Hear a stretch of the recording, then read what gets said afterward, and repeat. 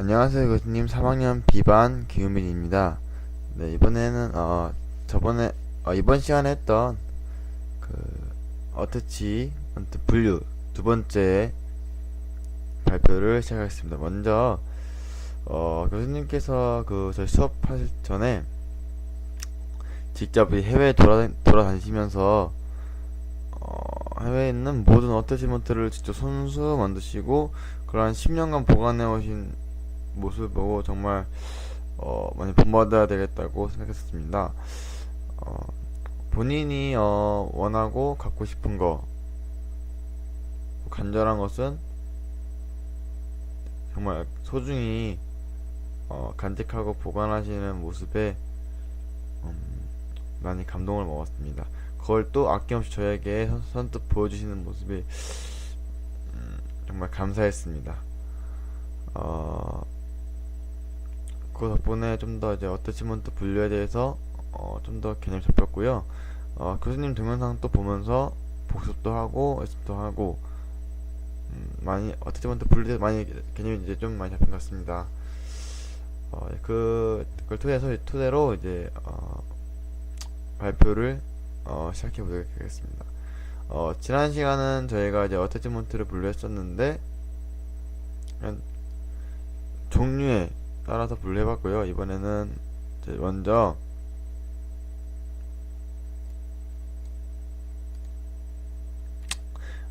제작 과정과 이제 제품의 정밀도에 따른 분류를 먼저 설명해 드리겠습니다.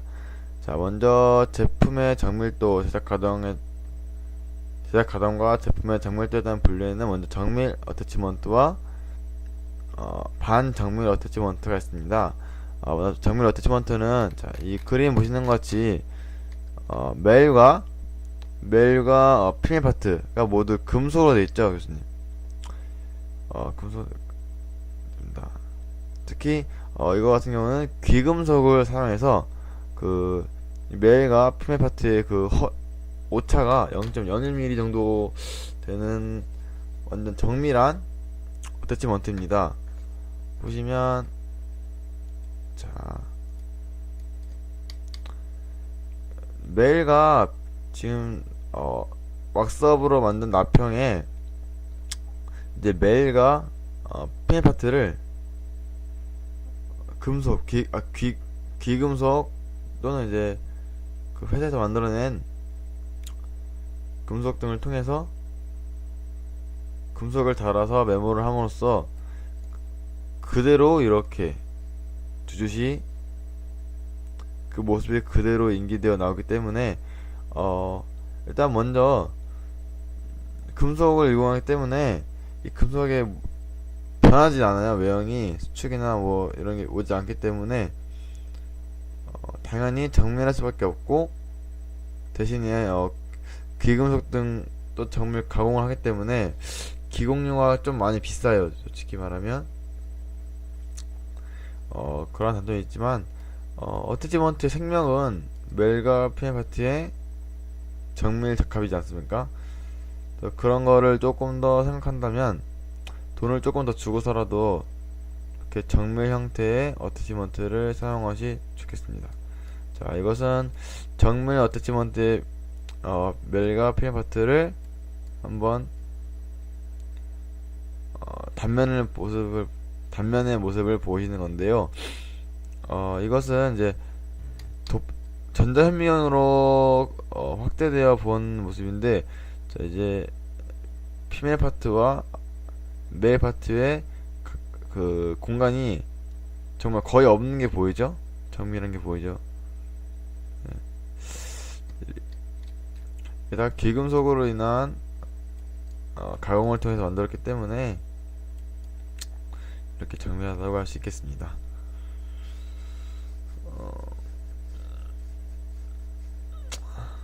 다음 비싼 게 가장 흠이라서 아직 해외 같은 경우에는 많이 사용한다고 하는데요. 아직 저희 나라 같은 경우에는 이렇게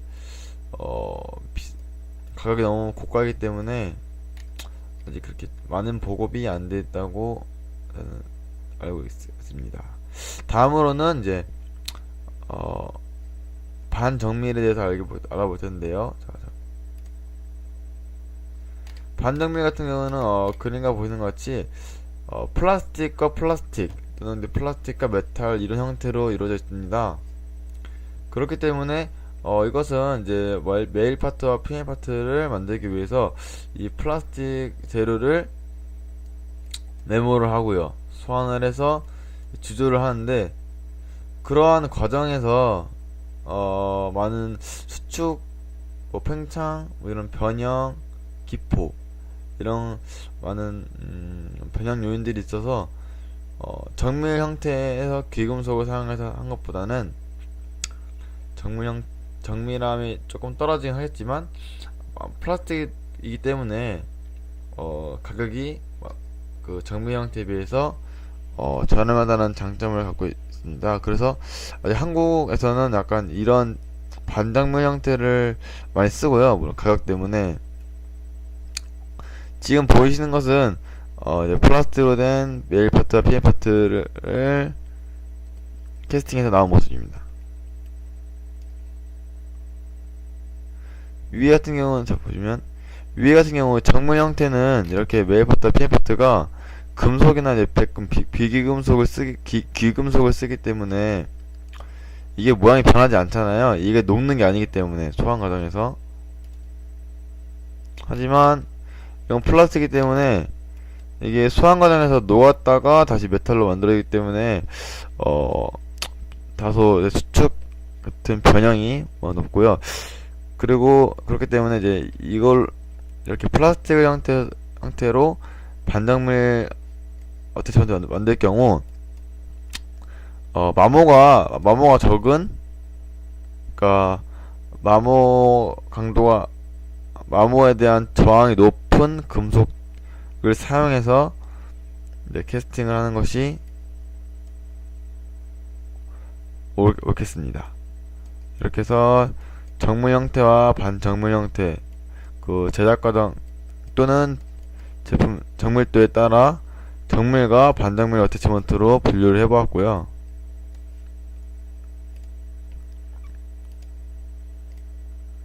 다음으로는 이제 조절과 비조절 어태치먼트의 분류로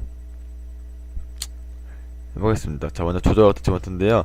자, 어태치먼트를 많이 탈부착해서 사용하다 보면은 메일 파트든 피메일 파트든 이런 마모가 일어나요. 그러면서 그 유지력이 떨어지게 되고,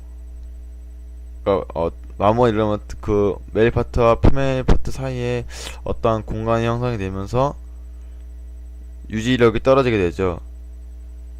이제 이거를 좀 더 오래 쓰고 좀 더 최대한 오래 쓰면서 마모도 적게 하려고 하는 목적을 가지고 하는 게 이 조절 어태치먼트인데요. 자, 보시면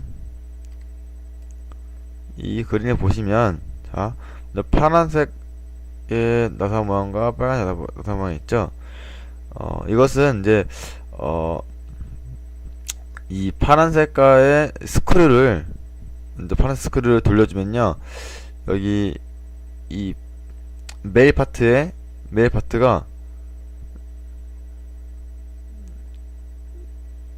이 파란 색깔 화살표 방향으로 벌어지면서 이제 마모가 되듯이 이거를 벌려줌으로 인해서 유지력을 되찾게 돼요. 그러니까 피메일 파트나 메일 파트가 마모가 되면은 거기 사이에 공간이 생기잖아요.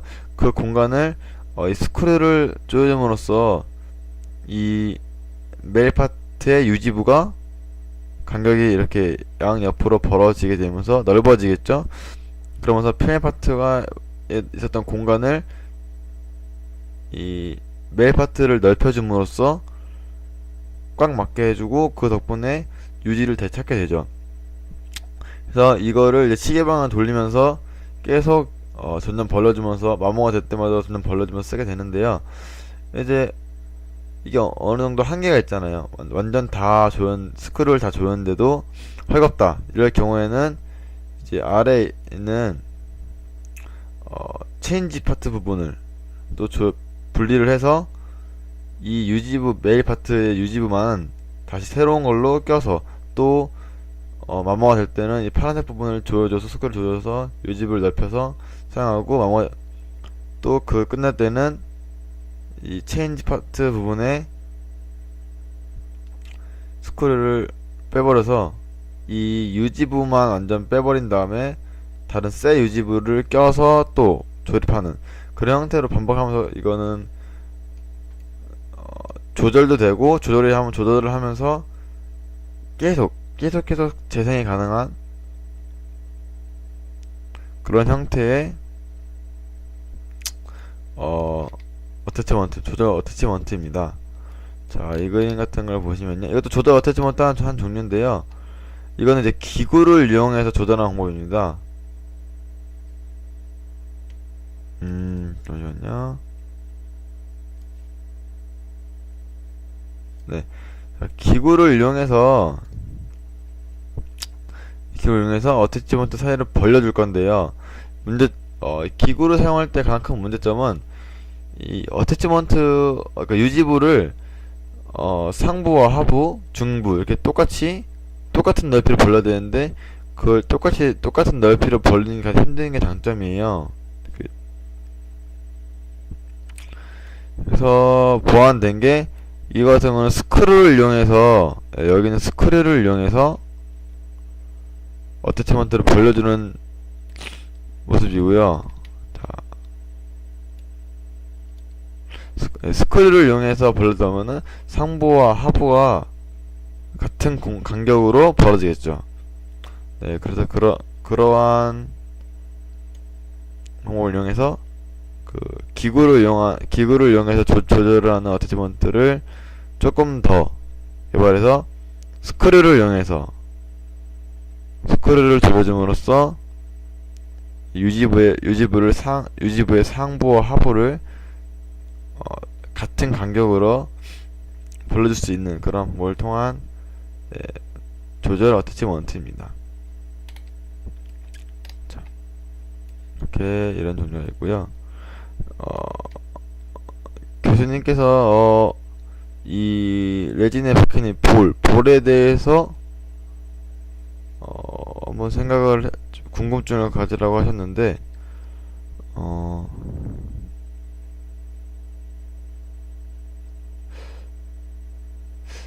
이 볼이 제가 봤을 때는 혹시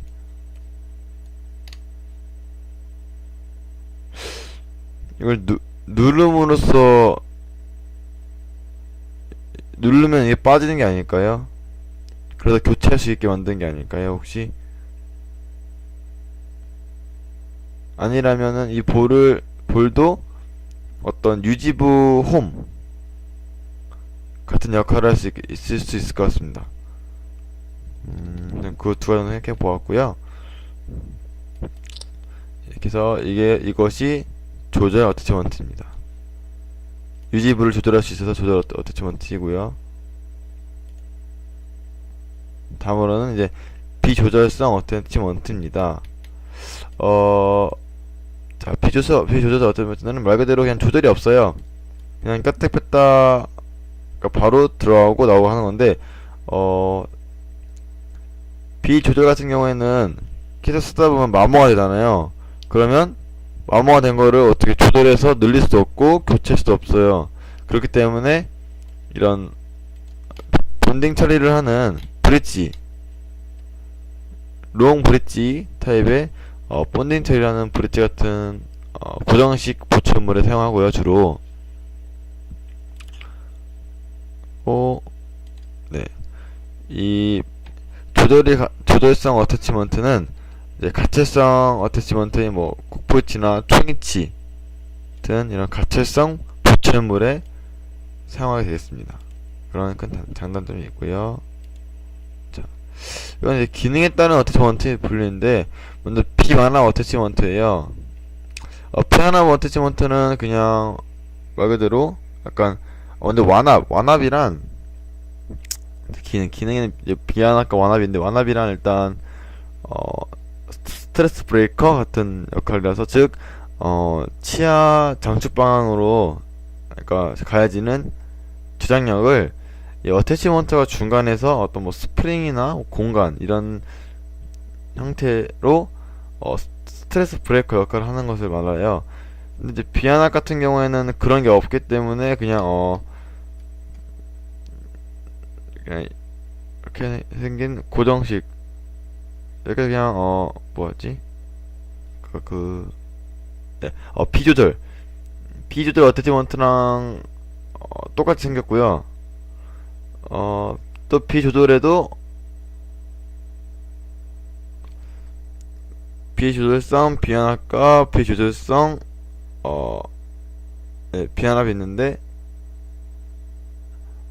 비조절성 비안압은 고정식에 쓰고요. 무조건 비조절은 비완압과 비조절은 고정식 형태의 어태치먼트를 사용하게 되고요. 이제 여기에 이제 유지부에 틈을 줘서 이제 벌렸다 뺄 수 있다 하는 비조절성은 이제 가철식에 사용하게 되겠습니다. 뺐다 뺐다 할 수 있으니까요. 다시 정리해드리자면은, 비조절성 같은 경우에는 뺐다 뺐다가 불가능해요. 마모가 되면 수리를 할 수 없기 때문에. 그렇기 때문에 롱브릿지의 뭐 같은 고정성 보충물을 사용하게 되고요. 그리고 조절성 어태치먼트는 수리가 가능하잖아요. 아까 두 번째에서 첫 번째 스크류는 유지부를 늘리고, 두 번째 스크류 빼면은 유지부가 빠져버리는, 세롱을 갈아줄 수 있는, 그렇기 때문에 가철식 보충을 쓰는데, 그 두 개를 이제 중에서도 이제 비안압과, 그러니까 조절식 비안압과 비조절식 비안압이 있는데, 조절식 비안압 같은 경우에는 같이 가철성 보충물에 사용을 하게 되고요. 그리고 비조절식 비완압 같은 경우에는 일단 완압도 안 되고 조절도 안 되기 때문에 고정식에 사용하게 됩니다. 지금 보이시는 그림은 비완압의 비조절 어태치먼트입니다. 자, 두 번째로 기능에 따른 분류, 마지막으로 이제 완압 어태치먼트 있는데요. 자, 이 그림 보시면 사람 두 명이 오토바이 타고 있습니다. 오토바이 타고 있는데, 자, 오토바이 바퀴 위에 보시면 스프링 같은 게 하나 있죠.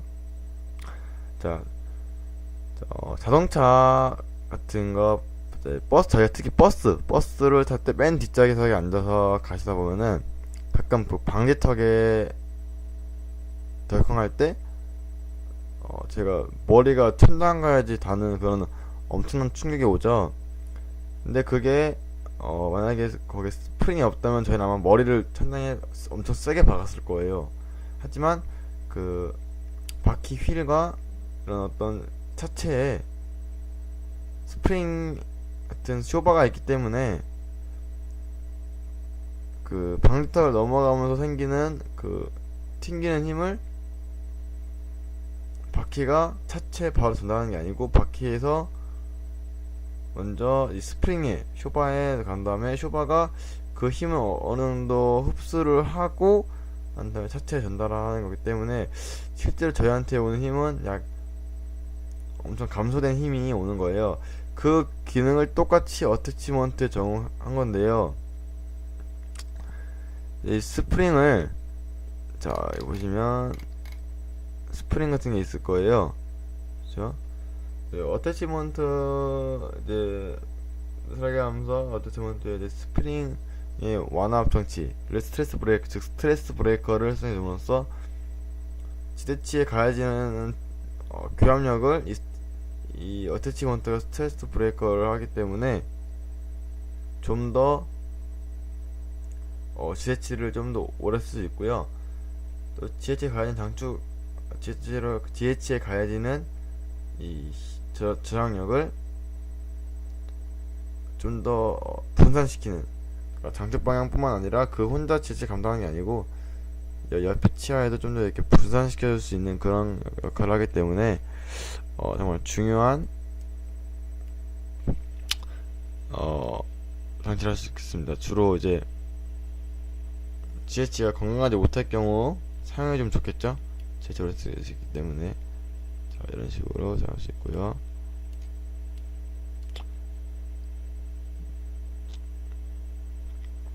자, 이것처럼 이제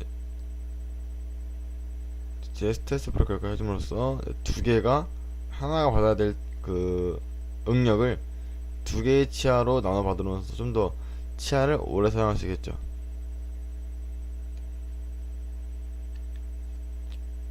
그 다음으로 이거는 이제 스프링 말고 약간 공간에 있는 압력을 이용해서 하는 것인데, 자, 지금 이제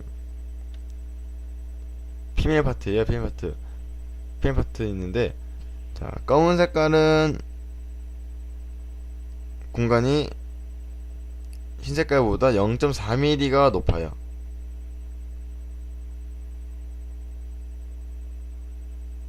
네. 그래서 이 레진을 이제 이 피마트를 넣어서 레진을 중합시킬 때 먼저 두께가 긴 검은 색깔을 넣고요. 검은 색깔을 넣어서 나중에는 이 두께가 짧은 흰 색깔을 넣어주게 되면은 그 0.4mm 두께 0.4mm 두께 아무튼 공간이 비례되잖아요. 그 공간이 이제 공간이 있음으로 해서 총식 착탈 시에 또는 뭐 교합압을 바로 잔존 치유제나 이런 뭐 지혜체 전달하는 게 아니고 약간 흡수를 한 다음에 잔존 치유제나 치아 장촉방을 전달해 줌으로써 완화되죠. 그러니까 한마디로 그 제 피스톨 있죠. 피스톨 주사기를 좀 뺀 다음에 입구를 손으로 막고 주사기를 누르면 남아있는 공기 때문에 안 들어가잖아요. 그러한 원리를 이용해서 어태치먼트 정원시킨 것이 이런 형태의 완화 장치라고 할 수 있겠습니다. 네, 쉽게 설명해주면요. 자, 이렇게 정리를 해봤고요. 네, 다시 한번 복습하자면 처음에 제작 과정과 제품의 정밀도에 따라서 정밀이냐 반정밀이냐 나눴고요. 이제 뭐 조절과 비조절성이냐 따라서 이제 또 어태치먼트를 분류했었고요. 저희가 기능이 있냐 없냐에 따라서 어태치먼트를 분류해 보았습니다. 자, 마지막으로 이제 완압과 비완압을 언제 사용하냐를 이제 분류해주는 표인데요. 타입 1 같은 경우는 지대치가 양호하고 잔존 치유제나 기타 지조직이 양호한 경우에는 뭐 비완압을 써도 되고 완압을 써도 되겠죠. 타입 2처럼 지대치가 튼튼한데 잔존 치유제나 뭐 기타 지조직이 약해요. 이럴 때는 비완압을 쓰는 게 좋습니다.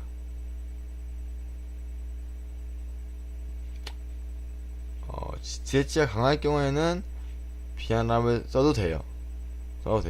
이게 꼭 쓰라는 게 아니고 써도 된다는 겁니다. 그리고 이제 타입 3 경우에는 지대치는 약하고 잔존 치유제나 뭐 기타 지지적이 강해요. 그럴 때는 완압을 써서 지대치를 살려줘야겠죠. 완압을 쓰는 이유는 지대치를 좀 살리고 오래 쓸 수 있게 하려고 쓰는 거니까요. 그 타입 4 같은 경우에는 지대치도 약하고 잔존 치유제도 약하대요. 이럴 때는 다른 보채물을 이용하는 게 좋겠습니다. 뭐 비완압을 쓰다니 잔존 치유제가 걸리고요. 또 완압을 쓰다니 지혜체가 걸리고, 이렇기 때문에 둘 다 사용하기 힘들 것 같습니다. 이런 식으로 타입 1, 2, 3, 4로 나눴고요. 일단은 제 발표는 여기까지 하고요.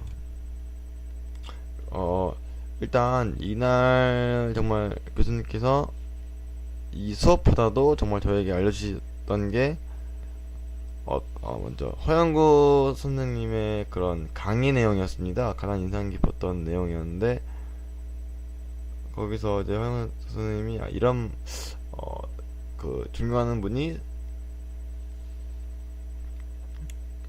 스티븐 잡스인데, 그 스티븐 잡스가 아마 가장 잘 되고 있을 때, 가장 잘 되다고 인정받았을 때 그걸 버리고 또 또 다른 새로운 것을 찾아서 노력을 해라 라고 말을 했는데, 저는 그동안 작은 가진 게 없어서 그런지 이 작은 거에 되게 민감한 반응을 보였던 것 같습니다. 이거라도 없으면 어떡할까 라는 그런 두려움 때문에 차마 이걸 버리고 다른 것을 보는 관점이 없어서, 약간 어떻게 보면은 되게 앞만 보고 가는 그런 형태였는데, 생각해보니까 자동차 운전을 할 때 사람이 앞만 보고 가면 사고가 나지 않습니까? 앞만 보고 가면은 분명히 사고가 나요. 그래서 사이드미러도 있고 뒤로 보라고 백미러도 있는 거고, 그런 걸 보면서 그런 생각이 들더라고요. 이제 저도 앞만 보고 달리다가 언젠간 벽에 부닥치거나 그랬을 때 되게 후회를 할 것 같더라고요. 내가 조금 더 옆에 쪽도 봤을 걸, 뒤도 좀 볼 걸, 이러면 좀 더 피해갈 수 있었을 텐데, 아니면 부닥치더라도 조금 부닥치거나, 네, 이런 수준인데 하는 그런 생각이 들어서 한번 이제 좀 저도 좀 고쳐먹고, 이제 한번 저도 여기 옆도 좀 살펴보고 뒤도 좀 보고 하면서 또 열심히 계속 전진해 볼까 하는 생각입니다. 이것으로 제 발표를 정말 마치고요. 그러면 다음 주에 또 새로운 모습으로 교수님 새로운 강의 방식 기대하면서 다음 주에 뵙겠습니다. 감사합니다.